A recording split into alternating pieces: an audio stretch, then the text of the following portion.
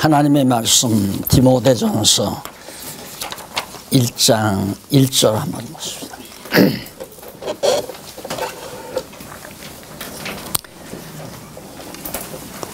우리 구주 하나님과 우리 소망이신 그리스도 예수의 명령을 따라 그리스도 예수의 사도 된 바울은 믿음 안에서 참 아들 된 디모데에게 편지하노니 하나님 아버지와 그리스도 예수 우리 주께로부터 은혜와 긍휼과 평강이 내게 있을지어다.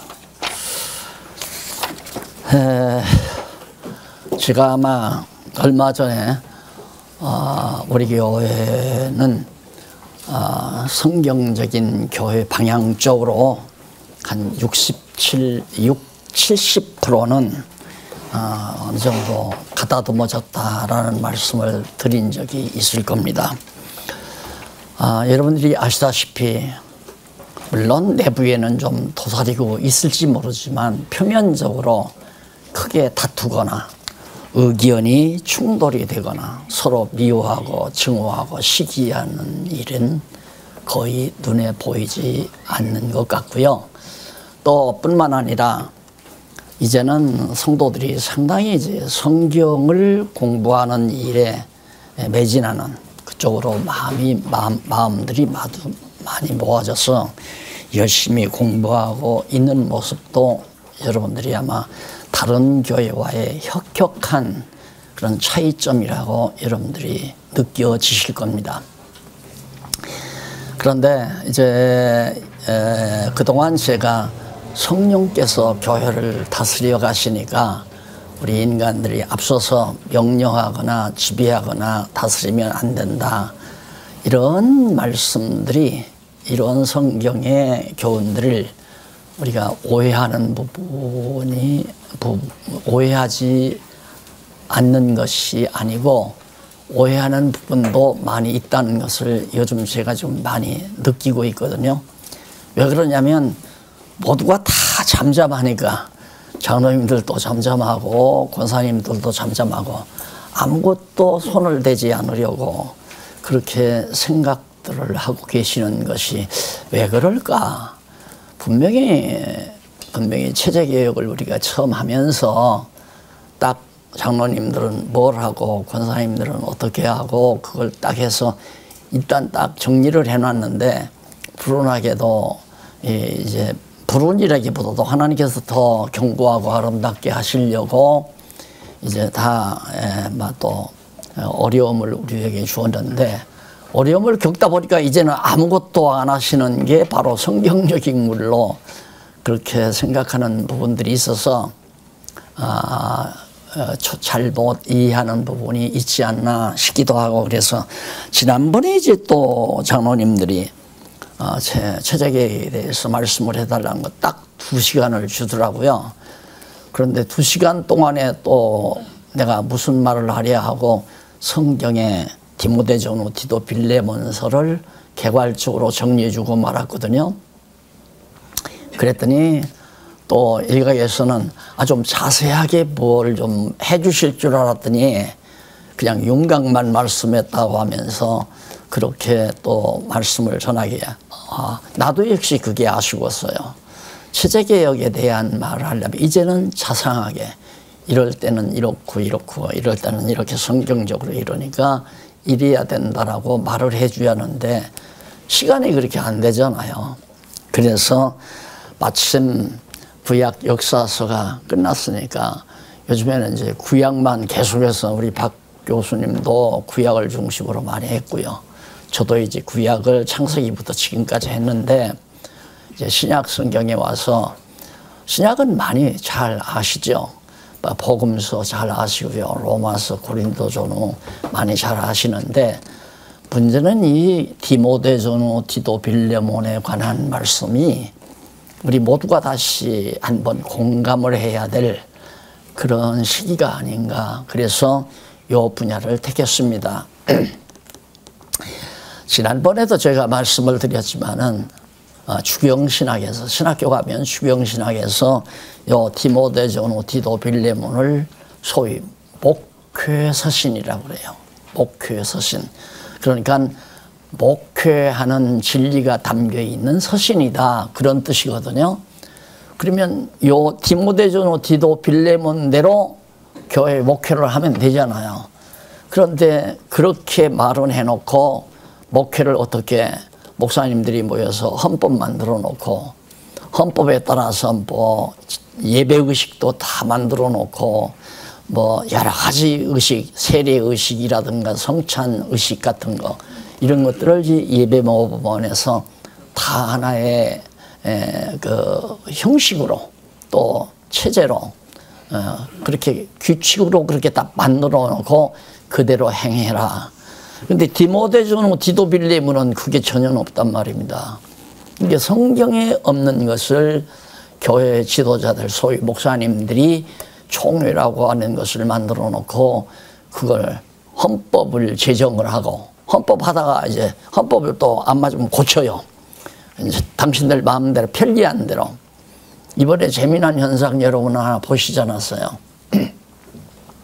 저쪽 강동 쪽에 큰 교회에 문제가 생겼죠. 엄청난 교회 재산 덩어리가 있는데 그 교회를 개척한 목사가 이제 아들에게 이제 세습을 했다 해가지고 교인들이 총회에다가 이제 소송을 했잖아요. 소송을 했는데 교회 헌법에는 절대 목사는 세습, 아들에게 교회를 세습할 수 없다, 당회장으로 세습할 수 없다, 이렇게 딱 법이 만들어져 있어요. 그러니까 헌법이 그러니까 성도들은 헌법대로 상소를 했어요. 총회에다가. 하니까 지금 몇 달 걸려서 조사한다고 그러면서 밀려오더니만 엊그저께 이제 재판을 했거든요. 총회 재판부에서 재판하면서 재판을 단행을 못했어요. 왜?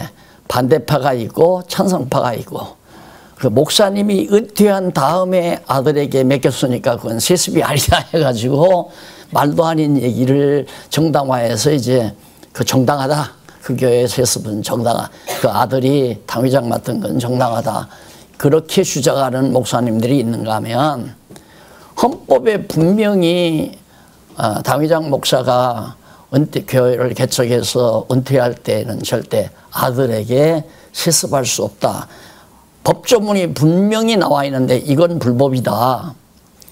그러니까 입장이 지금 곤란하다는 거예요. 워낙 교회가 크다가 보니까 그 교회를 만약에 불법이라고 재판을 하면 교회가 총회에서 탈퇴한답니다. 나 그러면 이 총회 안 있겠다, 나가겠다 하고 탈퇴할까 봐 그렇게도 법대로 지금 판단을 못하는 거고, 그렇다고 법을 어기고 이걸 불법이다라고 하면 나가니까 못하는 거고, 또 정말 이건 법적으로 상관이 없다, 이건 정당하다라고 판정을 했다가는 들고 또 일어날 거고, 이러지도 못하고 지금 현재 보류 상태에 있잖아요. 보류 상태에 있는데 왜 이런 얘기를 하는가? 우리가 시대의식을 정말 같이 공감하면서 우리 교회가 얼마나 정당한 방향으로, 외롭지만은, 고독하고 외롭지만은 정당한 방향으로 가려는 소원을 가지고 있는가를 공감하고 싶어서 말씀을 드리는 거예요. 그래가지고 이제 지금 요즘 여론은 한쪽에서 이제 이번 총회, 다음 총회에 9월 달인가 10월인가 총회에 헌법 개정안을 내자. 그 헌법 개정안이 뭐냐면 절대 세습한다고 하는 그건 불법이더라고 그걸 삭제해버리자. 그 법을 없애버리자. 그러니까 법을 누구를 위해서 재판에 이기게 하기 위해서 워낙 세력이 막강하니까 그분을 위해서 이제 그 법을 없애는 거예요. 만들 때에는 그건 아니더라고 모든 분들이 그렇게 생각을 해서 이제 그렇게 만들어 놨는데 결국 만들어 놓고 보니까 교단 전체가 큰 교단인데 한국에서 딜레마에 빠졌잖아요. 그러니까 방법은 헌법을 고치는 것이 유일한 방법이다. 그래서 미뤄가는 거예요. 미뤄서 이제 헌법을 고치면 봐라 헌법 고쳤으니까 이제 상관없다. 그렇게 해서 이제 잠재우려고. 자, 여러분, 이게 말이 되는 얘기입니까? 그러니까 편리에 따라서, 지도자들의 편리에 따라서 이렇게도 하고 저렇게도 하고, 누구만 불쌍하냐면 순박한 예수를 진실히 믿고 신앙 안에서 살아보려고 하는 순수한 성도들만 멍드는 거죠. 그래서 현재 그렇기 때문에 우리가 개혁한 게 아니라, 성경을 제가 연구하다 보니까 교회가 아니에요. 교회가 아니라 말입니다. 그럼 왜 그렇게 됐나? 교회 재산덩어리를 쌓아놓다 보니까 재산덩어리 때문에 개척한 목사는 아까워서 그걸 아들에게 세습시키려고 하는 거고, 교단에서는 다른 목사가 거기 들어가서 좀 또한 보기 위해서 정말 70의 은퇴라는 헌법 조항을 만들어서 그렇게 시도를 했는데, 워낙 그 교회 세력이 강하다 보니까 그렇게 못한다 이 말이에요. 그래서 우리는 그런 불합리한 것도 불합리한 거지만은, 가장 중요한 것은 성경이 이러니까 교회는 성경대로 해보자. 그 소원이에요. 성경대로 하자. 그렇게 해서 우리 교회가 바로 그걸 시도를 했는데, 이렇게 자세하게, 이 디모데전 디도빌렘은 제가 자세하게 다 강의를 해드렸어요. 그런데 그때는 그걸 그냥 귀너머로 다 들으신 거예요. 그리고는 해놓고 보니까 내게 불리하다, 내게 불리하다. 제가 그랬잖아요. 체제개혁을 하면 내가 제일 불리합니다. 내가 제일로 불리합니다. 내가 그랬어요. 그 다음에 불리한 건 내 곁에 있는 나와 함께하는 목사님들이 불리합니다. 그 다음 장로님들 불리하고, 권사님들 불리하고, 교회 직분자들이 불리하죠. 왜? 권력을 못 쓰니까, 권세를 못 쓰니까, 이 권한을 못 쓰니까. 목사 권한이 대단히 세잖아요. 나는 체제 개혁을 안 하면 나는 참 좋죠. 원로 목사로 딱 추대를 받았으니까 얼마나 좋아요. 그러나 그게 아니기 때문에, 그래서 이제 이걸 단행을 해놓고 했는데, 아직 이 사실을 자세히 모르시는 분들이 반대로 생각을 한 거 아니에요. 박 목사가 이 장안중앙교회 재산을 욕심내가지고 딸들에게 불려주려고 이걸 다 재단법인 만들어서 혼자서 좌지우지하려고 한다. 이 말에 순진한 성도들이 다 그냥 생각이 다 흩어져 버린 거예요. 그리고 목사가 교회 재산 갖다가 돈 갖다가 아파트 사고, 아파트가 세천이 별 얘기가 다 나옵니다만은, 우리 교회의 사정을 말씀드리기 위해서 그런 겁니다. 오해예요. 전부가 다 오해. 그러니까 저쪽 분리처 성도님들이나 장로님들이나 권사님들이나 집사님들이 그냥 돌아다니는 말, 박 목사가 돈 욕심 많아가지고 교회 돈 다 가져갔다. 그리고 이 재산도 다 박 목사가 다 가져가려고 그런다. 그리고 딸들 목사 만들어서 딸에게 세습하려고 한다. 이런 얘기들을 막 퍼뜨렸단 말입니다. 그건 전부가 오해고요. 도리어 반대죠. 그렇게 안 하려고 하는 거죠. 그런데 우리 교회는 하나님께서 어쨌든 이걸 큰 재산 덩어리를 만들어 줬잖아요. 그래서 내가 이거 크게 부담 느낀 거예요. 아마 그냥 내가 다른 목사님들처럼 재산 덩어리를 만들려고 하면 딱 이렇게 되니까 재산 덩어리가 막 굴러 들어오더라고요. 막 몇십억짜리가 막 굴러 들어오요. 그걸 다 교회에다 집어넣었으면 엄청 많지요, 지금 교회 재산. 그러면 그 교회처럼 되는 거예요, 결국. 아니, 그 교회처럼 내가 세습하려고 해야 되겠지만, 내가 세습하려고 하면 그 교회처럼 되겠지만 나는 그렇게 안 하려고 하기 때문에. 그래서 우리 장안중앙교회는 이 재산 덩어리가 화근이다 한 이유가 바로 거기에 있고, 결국 말대로 화근이 됐잖아요. 이 재산 덩어리 때문에 지금 싸움이 벌어지거든요. 우리는 재산을 여기서 갈취하려고 하는 게 아니라, 어차피 하나님께서 주셨으니까 우리가 조용히 하나님 말씀 배우는데 편리하잖아요. 우리 쓰다가 가면 여기 젊은 세대들이지, 젊은 세대들이 그 다음에 또 쓸 거고, 그렇게 하기 위해서 지금 방향을 정하고 우리가 나가는데, 문제는 우리 자신이 더 완벽하게 성경적으로 더 완벽하게 점점 성장해 가야 되지 않겠어요? 근데 지금까지는 하여튼 조용해요. 또 속으로는 뭐 누구 시기하고 질투하고 미워할지 모르지만은 이제는 밖으로 드러나게 막 욕하거나 험담하거나 막 남을 질시하거나 그런 일은 크게 보이지 않죠. 조용한 가운데서 중요한 것은 성경 공부를 열심히 하고 계시다는 거. 그게 매우 중요한 거고, 물론 그냥 여기 참석하고 말고 참석하고 왔다 가는 분들도 있어요.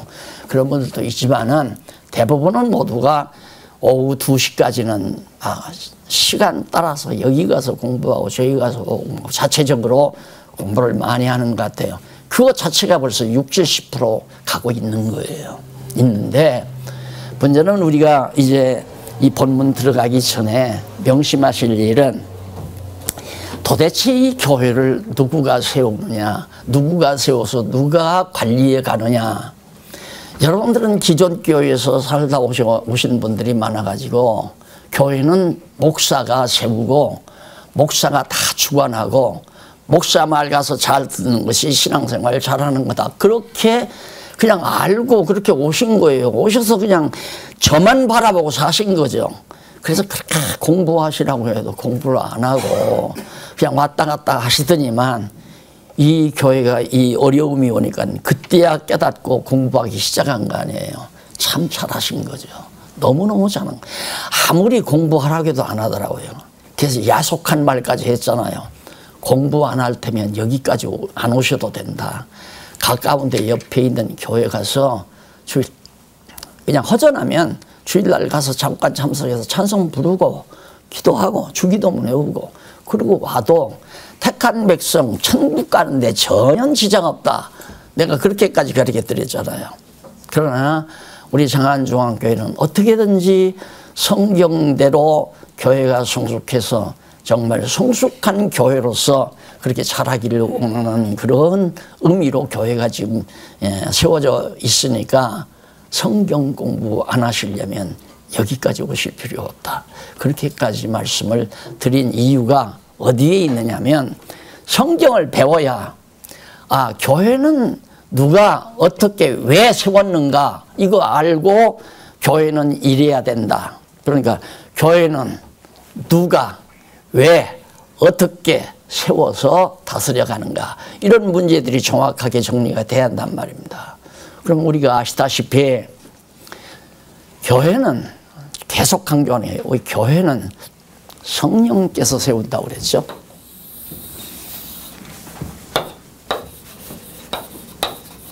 성령께서 세워요.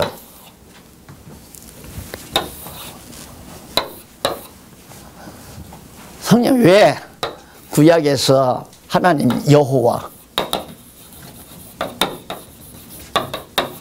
하나님을 계시하기 위해서 언약하시고 언약대로 성취하시는 거예요. 언약하시고 성취하셨다. 내가 여호와다. 하나님이 내가 여호와다. 그걸 깨달아 알게 하기 위해서 구약 성경에서 언약을 했는데 그 언약이 누구냐면 예수의 메시아 그리스도. 그리스도 보냈을 것을 언약을 했어요. 그런데 그리스도가 예수로 처녀의 몸에서 왔단 말입니다. 구약의 언약대로 처녀의 몸에서 출생해서 오셨어요. 그러면 예수를 그리스도로 영접을 해서 이스라엘 유대 백성들이 자기들의 왕으로 영접을 했어야 하는데 십자가에 못 박아 죽였잖아요. 예수님이 십자가에 못 박아 죽었는데 3일 만에 부활해서 승천하셨단 말입니다. 부활 승천하셨잖아요. 그래서 승천해가지고 오순절에 성령, 이 성령이 오순절에 예수님께서 부활 승천을 보내셨단 말입니다. 왜 보내셨는가? 예수님이 이 땅에 3년 동안 계시면서 제자들을 아무리 가르쳐도 못 알아들어요. 깨닫지를 못한다 이 말입니다. 그러니까 예수님께서 제자들에게 말하기를 내가 이제 간다. 십자가에 못 박혀 죽으시고 부활 승천해서 하나님께로 간다. 하나님께로부터 와서 하나님께로 간다. 그러면 가서 내가 보혜사 성령을 너희에게 보내주면 너희가 성령을 받고 제자들이 성령을 받고 유대와 사마리아와 예루살렘과 유다와 사마리아와 땅끝까지 이르러 내 증인. 내 증인이라는 말은 예수가 그리스도라고 하는 거예요. 예수가 그리스도라는 사실을 제자들이 깨닫고 이제 증거할 것이다 라고 예수님이 말씀을 언약을 하셨거든요. 그런데 여기서 예수란 말은 뭐냐면 여호와라는 말과 같은 얘기예요. 예수, 여호와, 여호수아 또 여호와와 같은 의미예요. 예수란 말이 뭐냐? 여호와께서 구원하신다. 여호와께서 구원하신다 그 말이거든. 예, 여호와는 구원이시다. 예수라는 이름의 뜻 아니에요? 그러니까 여호와께서 구원자로 그리스도로 그 말이에요. 구원자는 그리스도로 오셨다 그 말이에요. 여호와께서 인간의 몸을 입고 메시아로 오셨다. 구약에서 언약된 메시아로. 자, 역사 섭리를 통하여 찬양을 통하여 예언을 통해서 전부 구약 전체가 예수 그리스도 보낸다는 언약의 말씀이라고 배웠잖아요. 자, 이렇게 언약을 했는데 예수님이 3년 동안 아무리 예수 당신이 그리스도라고 와서 전파해도 잡아 죽이려고 하는 거예요, 다. 그리고 제자들도 그 말을 못 알아듣고, 그래서 예수님께서 베드로에게 사람들이 날 누구라고 하더냐 그러니까 세례 요한이 죽었다가 다시 살아났다고 하던데요, 엘리야라고 하던데요, 이런 얘기를 해서 사람들이 예수에 대해서 하는 말이, 그러니까 그럼 너희는 나를 누구라 하느냐 그러니까 주는 그리스도시요 살아계신 하나님의 아들입니다. 그리스도시요 살아계신 하나님의 아들입니다. 베드로가 그렇게 답변하잖아요. 그러니까 예수님께서 깜짝 놀래가지고, 이야, 너 그거 하나님께서 너에게 가르쳐 준 거다. 그러니까 예수님이 하도 그렇게 말을 하니까 베드로가 머리에 기억은 그렇게 했어도 예수를 그리스도로 안 믿은 거죠. 믿지는 못하고 그냥 그렇게 입으로 예수님이 가르쳐 준 대로 말을 한 거예요. 예수가 그리스도라고 하는 사실을 베드로가 고백을 했는데도 결국 십자가에 못 박혀 죽을 때 베드로가 부인하잖아요. 예수, 나 그분 모른다고. 그러고서 예수님 죽으시니까 갈릴리에 가서 고기 잡고 그냥 살려고 고향으로 돌아가 버리고 말았죠. 그러자 예수님이 약속하신 대로 성령이 임했어요.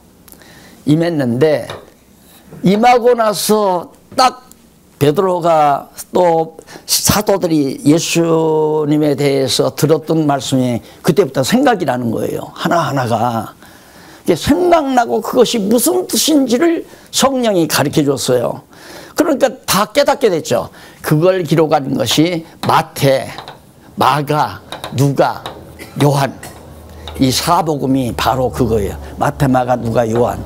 그러니까 사도들이 예수님께로부터 받았던 말씀을 성령이 임하고 나서야 지혜가 열려서 다시 기억나게 되고 그것이 무슨 뜻인지를 알게 돼가지고 기록한 것이 마태, 마가, 누가, 요한복음이란 말입니다. 근데 이 복음서 내용 전체가 예수는 그리스도다 그걸 증거하는 거 아니에요.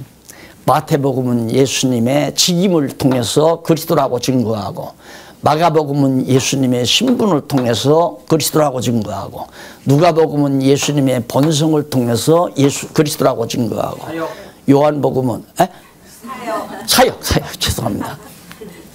신분 사역을 통해서, 그 다음 이제 요한복음은 예수의 본성, 신성이죠. 하나님께로부터 왔으니까 하나님 아니에요. 그 여호와란 말입니다. 여호와.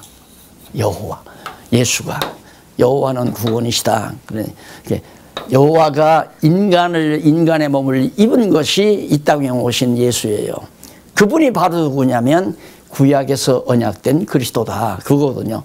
그걸 마태, 마가, 누가, 요한복음이 바로 그걸 증거하는 거예요. 예수가 봐라. 그리스도 아니냐? 예수는 그리스도다. 그리고 나서 이 놀라운 복음이, 예수가 그리스도라고 하는 이 놀라운 복음이 예루살렘을 비롯해서 유다와 사마리아와 땅 끝으로 막 확산돼 가기 시작한 거예요. 번져가기 시작했다. 그 증거 내용이 바로 로마서부터 나오잖아요. 로마서에서부터 갈라디아까지는 이런 예수가 그리스도라고 증거하니까 막 교회들이 예루살렘 교회에 서지지, 안디옥 교회에 세워지지, 아세야 교회, 마게도니아 지역에 막 등지의 교회들이 주님의 그리스도의 몸된 교회가 세워지잖아요. 그러면 왜 성령이 왜 오셨는가? 예수님이 육신을 입고 이 땅에 오셔서 그리스도라고 증거해도 아무도 믿지도 않고 아무도 예수를 인정을 안 하고 십자가에 못 박아 죽여버리니까 바로 가셔서 보혜사 성령을 보내가지고 예수가 그리스도라고 증거하도록 역사하신 거예요. 그러면 성령은 오셔서 어떻게 예수를 그리스도로 증거했는가? 잘 아시다시피 성령은 오셔서 예수가 그리스도라고 하는 복음을 기록하게 만들어요. 기록. 그래서 마태, 마가, 누가, 요한복음도 기록하고 로마서에서부터 계시록까지 이게 다 성경을 기록하게 만들잖아요. 성경책을 기록하게, 그게 성경 기록이죠. 신약 성경 기록, 신약 성경 기록. 그러니까 성령이 오셔서 사도들로 하여금 예수가 그리스도이심을 깨닫고 기록하게 한 것이 사복음이고, 예수가 그리스도라는 사실을 확실히 증거하기 위해서 어떻게 세워진 교회를 양육해요. 양육. 키워가신다 이 말이에요. 그것이 로마서부터 갈라디아서라고 했잖아요. 양육한 다음에 바로 무장을 시키죠. 무장. 그리고 이제 투쟁을 시켜요. 그래서 승리케 하는 거죠. 그러니까 교회를 세워놓고 그 교회를 양육해서 무장시켜가지고 투쟁케 해서 승리합니다.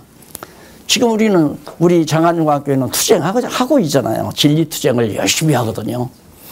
자, 방송을 하는 것도, 신문을 발간하는 것도, 책을 내는 것도, 나하고 박 교수하고 뿐만 아니라 우리 여기 뭐 권사님들이나 또 집사님들도 막 지역에 가서 뭐 다만 몇 시라도 놓고 막 전하고 가르치고, 이게 모두가 다 지금 싸워나가는 거예요. 무장해서 투쟁해 가는 거란 말입니다.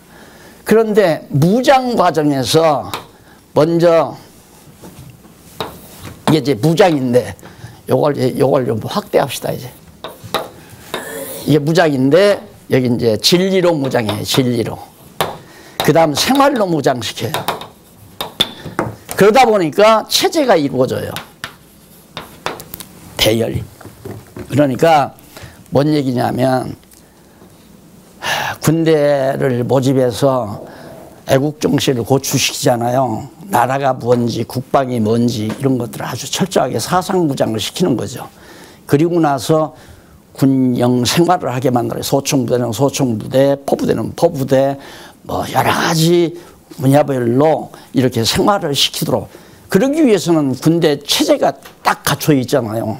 아주 정확하게 동부전선, 중부전선, 서부전선 각마다 사단들 배치해가지고 정확하게 체제를 세워가지고 어떤 사태가 이루어졌을 때, 이게 거짓 진리가 우리 교회를 차고 들어올 때, 또 거짓 진리가 한국 교회에 들어올 때 마구 총을 쏴가지고 거짓 진리를 파괴시켜야 되잖아요. 이게 지금 교회가 있어야 될 중요한. 그러니까 이게 바로 여기 무장까지. 무장, 투쟁. 이게 이제 무장이죠? 무장, 투쟁. 하나님께서 무장시키는 건 투쟁시키려고 해서 싸움시키려고. 뭔 싸움? 진리 싸움 하려고. 그래서 여러분 많은 돈 들어가잖아요. 여러분 지금 현재 신문사도 그렇습니다. 신문사도 참 권사님 한 분이 희생적으로 봉사하니까 정말 그 엄청난 많은 경비를 들여서 신문이 나가니까 지금 그게 엄청난 파급을 일으키고 있어요. 파급을. 대한민국의 중요한 조금 이름 있는 신학교 교수들이나 박사들, 학장, 총장 이런 사람들에게 다 들어가요. 그 신문이. 오는 소식이 뭐냐면 그 신문은 자기들의 견해와는 다른데 보고 싶다 이거예요. 그러니까 한 부 더 보내줄 수 없느냐. 그 신문은 볼 것이 있더라. 신문 부수는 작아도 스크랩 하다 보면 다 오려서 하다 보니까 하나 스크랩 하면 그 다음 다른 데는 못 하잖아요. 뒷면 다 째지니까. 그렇게 두부를 좀 보내달라. 스크랩을 다 하도록. 이런 정도까지 지금 싸움이 벌어지고 있죠. 신문을 통해서. 방송, 여러분 지금 저 방송이잖아요. 이 방송은 국경총으로 신문은 국내에서 활동되지만은 방송은 해외에 있는 선교사들, 목사들, 한국, 언어, 또 교민들 많이 해요. 미국에서도 하고 카나다에서도 뭐 대만, 뭐 필리핀, 호주, 인도 할 것 없이 이 방송을 보고 공부하는 분들이 많고 국내에도 참 많고요. 예. 그러니까 이게 바로 싸움이에요. 투쟁하고 있는 거예요.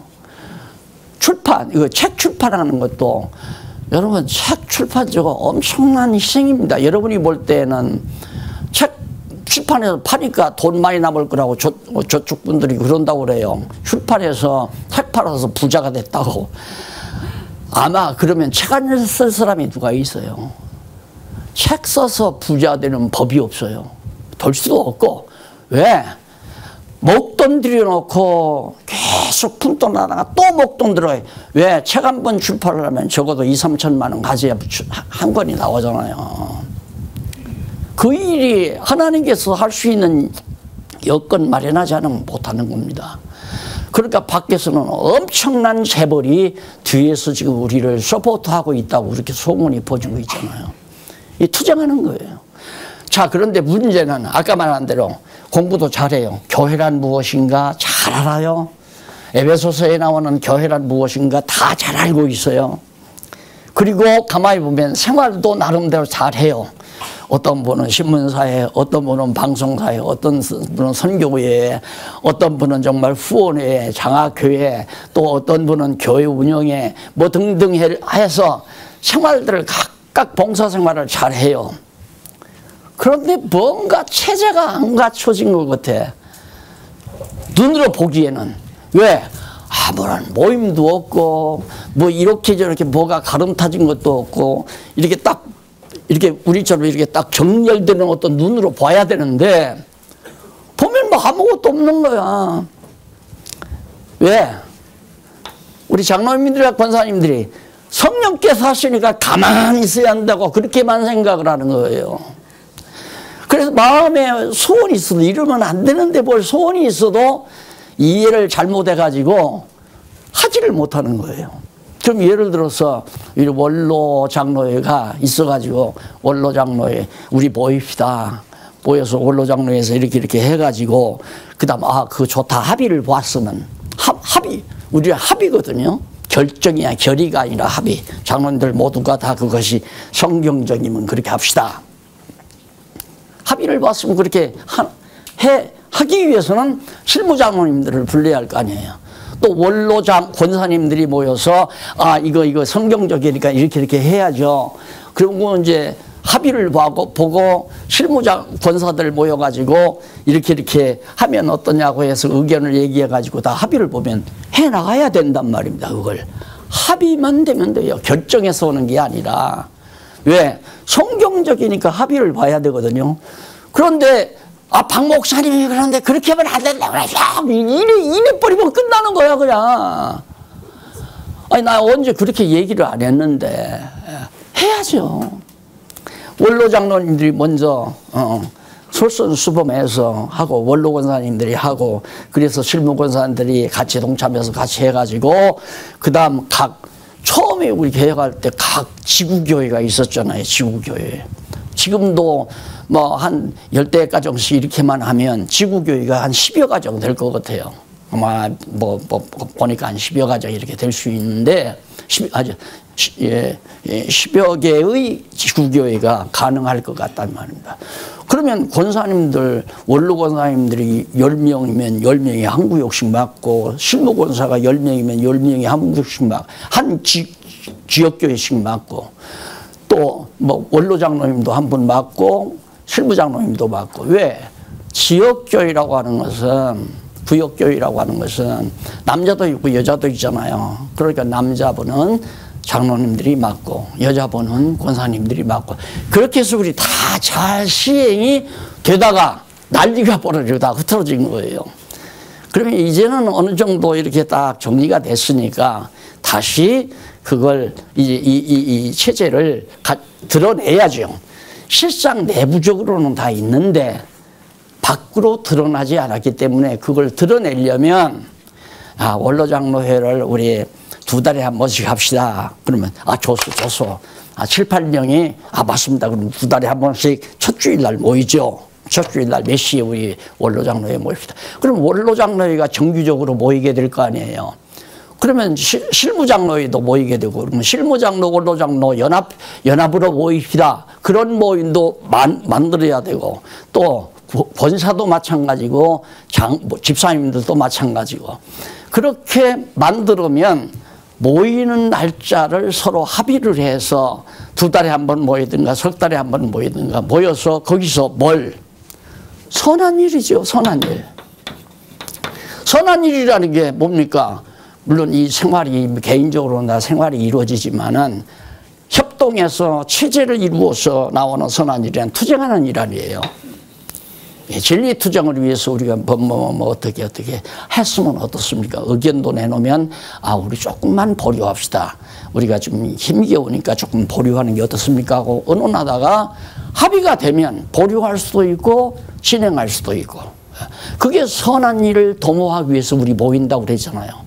그러니까 오늘 이렇게 모인 이유는 주일마다 모인다 할 때 모이는 것은 먼저 하나님 말씀 성경 공부가 중요하죠. 제일 중요한 게 성경 공부예요. 양식 먹어야지 우리 영혼이 힘을 얻어야 되니까 성경 공부하고, 그 다음에 친교, 서로가 성도들이 우리는 지금 많지 않으니까 온 성도 한꺼번에 다 볼 수 있잖아요.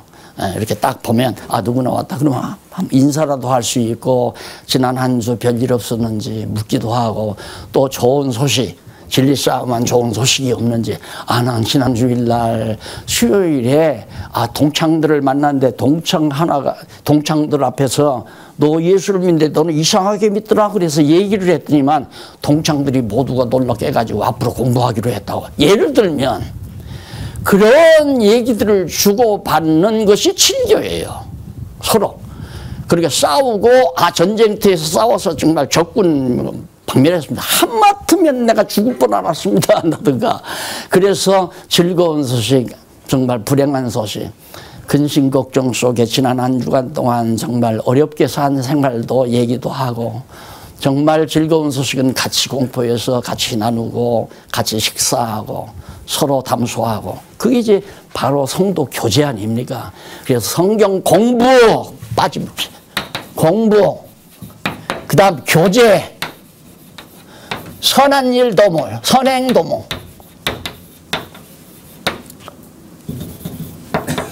이렇게 써드려야 첫째 공부, 두 번째 교제, 세 번째 도모, 선한 일 도모. 이게 바로 이게 체제가 드러나는 거예요. 선한 일을 도모하기 위해서 모임을 갖는 거예요. 그래서 사실상 이것도 모임이에요. 제사 드리려기 위해서. 할 수 없이 그냥 전통적으로 내려오는 예배하니까 그것을 좀 피하기 위해서 경건회라고, 왜 경건한 사람들이 모였으니까 경건회다 이렇게 붙였지만은 사실은 성도의 모임이에요. 모이면 성경 공부하고 서로가 교제하고, 그 다음 선한 일 도모하고, 말씀 듣고 나니까 서로가 교제가 이루어지고, 믿는 거 아는 것이 같은 성도들끼리 교제를 나누고, 그리고 나서 선행하는 거. 이번에 우리 다음 달에 이런 거 하면 어떨까? 이런 얘기들. 그리고 그동안은 내가 안 했는데 나도 이런 일 하고 싶다 하면 이제 같은 은사자들끼리 모이면 은사교회가 되는 거죠. 그래서 일단 기본은 지역교회. 성경에 있잖아요. 디모데를 남겨놓는 것은 각 성에 장로들을 세우려 한다. 감독자를 세우려고 디모데를 남겨놨다고 그랬거든요. 그러면 각 성이라고 하는 건 그 당시는 성이라 조금씩 하잖아요. 그런데 우리는 지금 용인에서도 오지, 광주에서도 오지, 또 저쪽 인천에서도 오지, 또 안산에서도 오지, 또 여기서 강북에서도 오고, 강남에서도 오고, 여기 또 분당에도 있고 용인에도 있고 이렇게 지역이 있으니까 그런 지역들을 잘 배분을 해서 그런 것들은 이제 원로 장로님들이 주관을 하시면서 실무 장로에게 맡겨가지고 요거는 너무 이쪽이 많으니까 부담스러우니까 이분이 이쪽에 가까우니까 이쪽으로 배분을 해봅시다. 참 좋네요. 이런 식으로 해서 딱 장로님들, 권사님들, 지도자 협의회에 딱 내놓고 잘 분배가 됐으면 각각 맡을 장로님들 맡은다면 해주고 안 맡는다면 말고 그래 하라고 강조는 안 해요. 이렇게 교회가 10개 지구교회가 마련이 됐으니까 여기 지금 분당 지교회는 누구가 맡으실까요? 전에 맡으신 아무개 장로님, 아무개 권사님 맡는다. 그러면 전에 맡았으니까 그렇게 해주고 전에 맡는 분들로 다 배치는 했지만은 나는 해보니까 너무 힘들고 고달퍼서 난 못하겠어요. 그러면 그래요. 못한다는데 자꾸만 하라고만 안 된단 말입니다. 그런데 장로님이 없으면 그 안에 집사라도 있으면 당신이 그냥 서리로 해봐. 당신이. 그럼 내가 서리로 하랍니다. 그게 서리 장로예요. 서리 장로는 진짜 장로는 아닌데 장로 일을 서리로 한다 그 말이에요. 그런데 서리 장로 되면 그냥 장로 된 걸로 자꾸만 생각하니까 요즘에는 서리 안수 집사도 다 나오더라고요. 말도 되지도 않는 얘기지. 말이 안 되는 얘기예요. 서리 안수 집사가 어디 있어요. 그건 안 되는 얘기지. 그게 바로 서리 집사거든요. 서리 집사가 서리 안수 집사나 같은 거예요. 똑같은 거예요. 안수 집사 되기 전에 한 1년이고 2년이고 집사 일을 해봐라. 그게 서리 집사거든요. 또 장로가 되기 이전에 장로가 없으니까 당신의 장로 대행으로 집사 집안은 한번 서리로서 한번 그 지교회를 한번 감당해서 보살피고 후원해주고 격려해주고 그런 거 아니에요? 그러면 예를 들어서 한 지교회가 구역이 예를 들어 한 세 구역이다. 그럼 세 구역에 권사님들이 세 분이 있을 거 아니에요. 권사님들이 없으면 여집사라도 서리 권사로서 서리로서 이제 구역을 맡겨주고 그러면 구역장이 구역 권사, 구역 장로님은 1차적으로 이제 그 각 구역을 맡으신 분과 늘 그러면 신교를 우리가 다 똑같이 한 방에서 할 수가 없잖아요. 신교는. 그러면 날짜를 정해서 이걸 이루어 놓은 거예요. 우리 지교회의 우리 지도자 모임은 어느 공간에서 어디에서 몇 시부터 모인다. 그 장로님과 권사님이 그걸 딱 결정을 해서 매 달마다 안 모이면 매 계절마다 3, 4분기로 모이든가 두 달에 한 번 모이든가 사실은 매달 모여도 되죠. 매달 그렇게 지역교회 장로님과 권사님이 주도를 해서 모여가지고 서로 차라도 같이 마시고 우리 구역 내에 뭐 잘못된 일이 없나 누가 이번에 병원에 입원했다는데 혹시나 가보셨습니까? 뭐 이런 거 얘기가 선한 일 아니에요? 체제를 경고해야죠. 안 그래요? 군사 조직이 정확하게 돼야 전쟁에 패하지를 않지. 막 흐트러져 가지고 전쟁이 일어났다 그러니까 서부 전선에서 싸울 놈이 동부전선으로 가고 동부전선에 싸울 놈이 중부전선으로 가고 그는 전쟁 패하고 마는 거 아닙니까? 그러니까 하기 싫으면 안 해도 돼요. 그래서 이렇게 해놓고 자원해서 나는 하겠습니다. 내가 설령 커피값이 들어갈 망정 내가 우리 지구만은 정확하게 깔끔하게 우리 지역 권사님들과 친교를 나누고 서로 선한 일을 도모해서 우리 지구에 속한 성도들 한 사람도 영적 배고픔이 없는 건강하게 잘 성숙하는 교회로 길러가고자 하는 사명이 있으면 장로고 권사죠. 그런 사명이 있으면 하지 말아야 돼요. 이게 명예도 아니거든요. 장로가 권사가 명예가 아니라 말입니다. 그러니까 이제 지난번 강의 제가 미숙해서 지금 오늘은 서론부터 지금 야무지게 제가 일일이 말씀드리고 이게 이제 우리 교회만이 아니잖아요. 다른 지방교회도 지금 다 이거 다 들을 거거든요. 내가 이거 다 얘기했어요. 전부. 이런 것도 다 얘기했는데도 그냥 공부만 하면 된다. 공부만 하면 되나요? 공부하고 교재 나누고, 교재 나눠서 뭐 하고 싶은 소원이 오면 선한 일 더 뭐 하고. 그러면 예를 들어서 갑이라는 지구에서 딱 신앙을 길러가고 권사님이나 장로님들이 신앙을 잘 양육해서 당신은 어느 모임, 거기 지금 초보자 모임이다. 이제 온 지 얼마 안 됐으니까 그 초보자 모임에 가서 공부하는 게 좋겠다. 안내를 해주는 거죠. 그게 바로 하는 일 아니에요? 안내를 해서 공부를 한 1년 하더니만 이 사람 가슴이 뜨거운 거예요. 야, 이거 대단한 거다. 어느 때 내가 편지 한 통을 받았는데 대단한 거다. 이게 가슴이 펄펄 타는 거야. 그럼 뭔가 소원이 올 거 아니에요. 소원이 오면 나도 차세대 양육을 위해서 그렇게 하겠다. 그러면 차세대 연보를 하는 거죠. 쉽게 말하면 연보를 동참하도록 하게 하는 거고. 그리고 예를 들어 선교 동참하겠다 그러면 선교단체에 안내해줘서 선교비 같이 조달해서 협력해서 선교하게 만들고, 또 뿐만 아니라 지금 나가서 계속해서 강의하는 분들을 후원해야 하는데 합력해야 되겠다. 이거 전파하는 거 매우 중요하다. 그런 사람은 바로 후원회 있잖아요. 후원회에다가 나한테 관계된 거라 얘기가 그렇지만 딱 그런 거라면 그게 이제 장로님이나 권사님들이 지도자로 해 나가야 할 일이고, 또 뿐만 아니라 우리 안에 지금 신문사 경영하는 분도 당연히 큰일 아니에요. 거기도 같이 협력하고 싶으면 협력해서 거기도 협력하고, 또 뿐만 아니라 지금 우리 복지관 있잖아요. 노인 어른들 뒷바라지 하는 일 얼마나 중요한 거예요. 그런 일도 인재가 모자라면 딱 관장도 있고 거기에 또 쳐서 부서들도 있으니까 이렇게 해서 하고 싶은 사람은 같이 합력해서 조직해서 체계를 갖춰서 해나가는 거고, 억지로 하라는 말이 아니에요. 하기 싫으면 안 해도 돼요. 왜? 할 사람이 없게 만드는 건 하나님이 시키지 않으려는 거거든요. 그러나 하고 싶은 마음, 소원을 주시는 것은 일을 하게 만드는 거니까 그걸 안내를 해주는 건 누가 해주냐면 장로님들, 권사님들이 하는 일 아니에요. 지도자들이 안내하고 후원해주고 격려해주고 이런 것들이 지도자들이 하는 일이에요. 그러니까 여기 와보면 처음에 딱 나오면 누가 와서 별로 인사하는 사람도 없고, 등록카드, 소위 등록카드 내라는 사람도 없고, 어떻게 하라는 안내자도 없고. 왜 그러는가? 기본 체제가 안 갖춰졌으니까 될 리가 없죠. 그럼 새로운 사람이 딱 왔잖아요. 그럼 권사님들이나 장로님들이 아무리 못해도 장로님 한 분, 권사님 한 분은 안내가 있어야잖아요. 있으면 처음에 딱 얼굴을 내밀면 아이고 처음에 오셨습니까?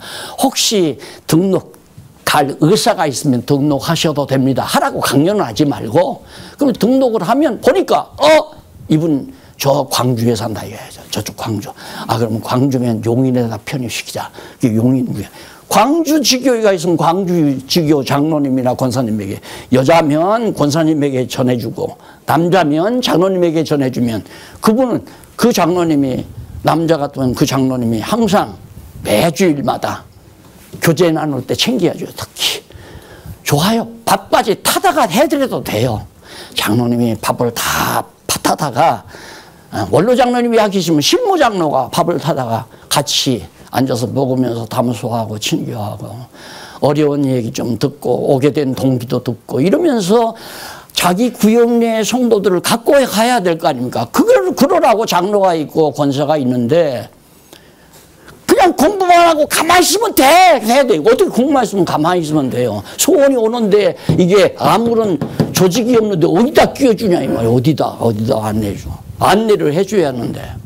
그러니까 제 말은 지금 하라고 강요가 아니라 지금까지 60, 70% 잘 여기까지 거의 많이 돼가는 것 같아요. 여기까지. 이제는 내가 왜 사나? 여호와 경외하기를 산다. 여호와 경외하기를 배우기 위해서 산다. 그래서 여호와 경외하기를 배우는 진리를 통해서 깨달았다 이 말입니다. 깨달으면 어떻게 하면 여호와 기쁘신 뜻대로 살까 하는 생각이 점점 살아나게 돼 있어요.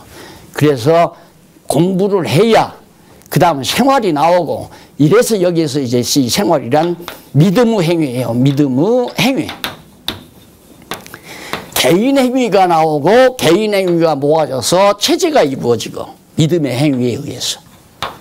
그러니까 내가 뭐 옛날 목사들처럼 무슨 뭐 교인들을 억지로 무슨 봉사하고 또 충성하게 만들려는 그런 열정의사가 아니라 성경대로 우리 한번 교회 해보자는 게 우리의 소망 아니에요. 우리 그래서 만난 거고 그래서 여기 계신 거고 안 그래요? 어떤 수모리 와도 이 가치를 우리는 버릴 수는 없는 거니까. 그래서 이런 과정으로 우리가 성장해 가기 위해서 다음 주일부터 구체적으로 이제 좀 더 교회 체제를 통한 무장 내용, 이 내용을 이제 하나하나 체제 여기에요. 요것만을 이제 아직 우리에게 미숙한 부분이에요. 그래서 이걸 금년 안에 다 강의가 끝나고 나면 훨씬 내년도부터는 좀 낫지 않을까 하는 그런 기대와 소망도 가져봅니다만은 이제 제 강의를 오해하지 말고 성령께서 이렇게 하신다. 예, 실제로 하는 건 장로님들이나 권사님들이 체제를 갖추어 가지만은 장로님들이 이렇게 해야 되겠다는 소원이 생겨서 하라는 거지 내가 지금 장로님들에게 얘기 하라고 강조하는 거 아니라는 거 전제했잖아요. 누가? 성령께서 그렇게 하신다. 성령이 그렇게 해 가신다. 이거 대전제를 하고 하신 말씀, 드린 말씀이에요. 또 오늘 강의 듣고 또 아이고 박 목사님 변질했다 그러지 마시고 안 변했어요. 40년 동안 안 변했어요. 그대로예요. 그냥 한번 과거 강의도 들어보세요. 혹시 과거에는 설교가 조금 나와서 그게 문제지. 왜 그러니까 뭘 어떻게 하다 보면 당연히 지금도 만약에 내가 설교가 나오거들랑 아이고 목사님 인간이니까 할 수 없이 저기 나온다고 이해를 하셔야지. 비난하지 마세요. 비난하지 말고 성령이 하시는 것을 나도 이제 성령께서 그런 문제가 부족하니까 나로 하여금 한 번 더 강의를 하도록 하는 거니까 들으시고 그것이 성경이라면 소원이 생겨서 우선 제일 먼저 원로 권사님 원로 장로님들이 딱 정리했는데요. 우리는 은퇴가 없잖아요. 언제가 은퇴인가? 도저히 기억력도 없고 힘도 없고 도대체 아무 생각도 없는 곧 이제 천국으로 이제 입국할 시간만 기다리는 정도 되면 은퇴하지 안 해도 자연히 은퇴가 되죠. 그러나 힘이 펄펄하고 아직도 할 수 있으면 기억력이 있고 있으면 우리는 은퇴가 없어요. 그래서 원로 장로 원로 권사가 가장 중요하다. 회장은 나이 제일 많으신 분이 그분이 안 한다면 그 다음 차선책 또 그분이 못 하신다면 그 다음 차선책이 무조건 사회 담당자다. 회의 소집하고 다 우리 원로들 모십시다 해서 하나하나 정리해가는 아름다운 모습이 남은 이제 8월 달 곧 다가오는데요. 하나하나 정리해서 내년도 는 아주 철저하게 잘 이루어졌으면 하는 간절한 바람이 있습니다. 기도하십시다. 전능하신 하나님 아버지 살아계셔서 이 땅 위에 성령 보내셔가지고 우리 각자들의 심령 속에 교통하심을 허락해 주시사 진리를 깨닫고 우리의 생활이 점점 변화되어 가고 그리고 이제 주님의 몸된 교회가 튼튼하고 견고하게 자라가므로 예수가 그리스도라는 사실을 확증하여 여호와 경외하기를 배우는 놀라운 결과가 맺어지게 하시옵소서. 예수님 이름으로 기도드립니다. 아멘.